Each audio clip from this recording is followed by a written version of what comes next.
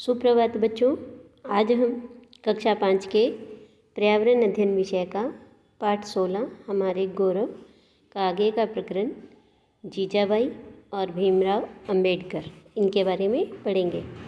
इससे पहले हमने पढ़ा था डॉक्टर विक्रम साराभाई के बारे में कि उन्होंने सौरमंडल के कई जटिल प्रश्नों के हल निकाले थे और उन्होंने इसरो यानी कि भारतीय अंतरिक्ष अनुसंधान केंद्र इसकी स्थापना की और विज्ञान के साथ साथ उनकी रुचि कला में, शिक्षा में और समाज में भी थी। फिर हमने पढ़ा था डॉक्टर होमी जहांगीर भाभा के बारे में कि इनको नींद बहुत कम आती थी बचपन में, तो इनके माता पिता हमेशा परेशान रहते थे। तब डॉक्टर ने कहा कि इनके स्वास्थ्य में कोई कमी नहीं है और ये बालक बहुत ही तीक्ष्ण बुद्धि का है, लेकिन विचारों का जो प्रवाह है वो इनके मस्तिष्क में लगातार चलता रहता है। तो इन्होंने अणुशक्ति के शांतिपूर्ण उपयोग पर बल दिया था और Tata institute of fundamental research के ये पहले निदेशक बने थे और इन्हीं के सम्मान में ट्रोम्बे का नाम भाभा आणविक शोध केंद्र रखा गया था। तो आज हम पढ़ेंगे ऐसी ही एक और महान विभूति जीजाबाई के बारे में कि जीजाबाई कौन थी।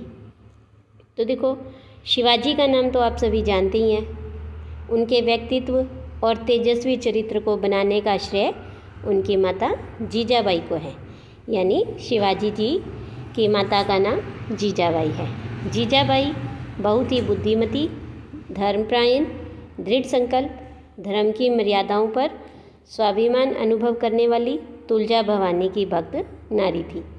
शिवाजी के जन्म के समय वे शिवनेर के किले में रहती थी और उसकी संतान वीर और स्वाभिमानी हो, इसकी मंगल कामना करती थी। वे अपने पुत्र को तेजस्वी, गुणवान बनाने के लिए रामायण, महाभारत की कहानियाँ सुनाती थी और शिवाजी के हृदय में अपनी संस्कृति का स्वाभिमान भी जगाया, उसमें वीरोचित उत्साह बढ़ाया। कोंडाला का किला जीतने में शिवाजी को प्रेरणा अपनी माता से ही प्राप्त हुई थी। बालक को देशभक्त बनाने की शिक्षा हमें माता जीजाबाई के जीवन से मिलती है। तो देखो, एक बालक है, उसको उसकी माँ ही जैसा चाहे वैसा बना सकती है और शिवाजी को ऐसा देशभक्त बनाने में उनकी माता जीजाबाई का महत्वपूर्ण योगदान था। उन्होंने अपने पुत्र को हमेशा देश के सम्मान की रक्षा के लिए बड़े से बड़े खतरे और चुनौती का सामना करने के लिए प्रोत्साहित किया और विपत्ति के समय शांति से विचार कर त्रुटिहीन योजना बनाने का गुण शिवाजी ने अपनी माता जीजाबाई से ही सीखा था। यानी अगर हम किसी मुसीबत में हैं, है ना, तो हमें उस समय शांत रहना चाहिए और शांत रहकर ऐसी योजना बनानी चाहिए जिसमें कोई भी गलती ना हो, है ना। और ऐसी योजना बनाने का गुण शिवाजी ने अपनी माता जीजाबाई से ही सीखा था। तो देखो कि जो शिवाजी की प्रेरणा स्रोत हैं वो उनकी माता जी थी, है ना। और शिवाजी ने मुसीबत के समय, विपत्ति के समय शांति से विचार करके बिना कोई गलती किए योजना बनाने का गुण अपनी माँ से सीखा। वैसे ही आप भी बड़े होकर क्या बनना चाहेंगे, है ना। तो देखो, कोई बच्चा बड़ा होकर वैज्ञानिक बनना चाहता है, कोई डॉक्टर बनना चाहता है, कोई पुलिस में जाना चाहता है, कोई फ़ौज में जाना चाहता है। तो लेकिन इन सब के लिए आपको बचपन से ही एक योजना बनानी होती है कि आप क्या करेंगे बड़े होकर, आपको उसके लिए कैसे पढ़ना है ना। तो इसी तरह से आपको भी किसी न किसी को प्रेरणा स्रोत बनाना पड़ता है, चाहे वो आपके अध्यापक हों या आपके माता हों या आपके बड़े भाई या बहन। इसके बाद देखिए, अगले हैं डॉक्टर भीमराव अंबेडकर। तो देखिए, इनके बारे में भी हम पढ़ लेते हैं कि डॉक्टर भीमराव अंबेडकर बचपन से ही प्रतिभावान छात्र थे, है ना। देखो, इनका जो जन्म है वो 1891 में मध्य प्रदेश राज्य में हुआ था। इंदौर के पास एक छोटे से गांव महू में हुआ था और उनका परिवार मूलतः नागवंश से संबंधित था, परंतु कालांतर में महार जाति के नाम से जाना जाने लगा। उनका पूरा जीवन संघर्ष की कहानी है, यानी इन्होंने पूरे जीवन में संघर्ष किया।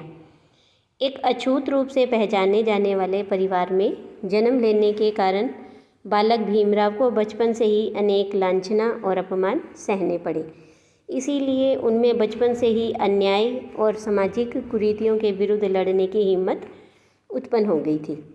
प्रारंभिक स्तर की शिक्षा विद्यालय से पूर्ण करके आगे की पढ़ाई के लिए वे बम्बई यानी मुंबई चले गए और वहाँ कमरा इतना छोटा था कि पिता और पुत्र दोनों एक साथ सो भी नहीं सकते थे। तो भीमराव दीपक की रोशनी में पढ़ाई करते थे।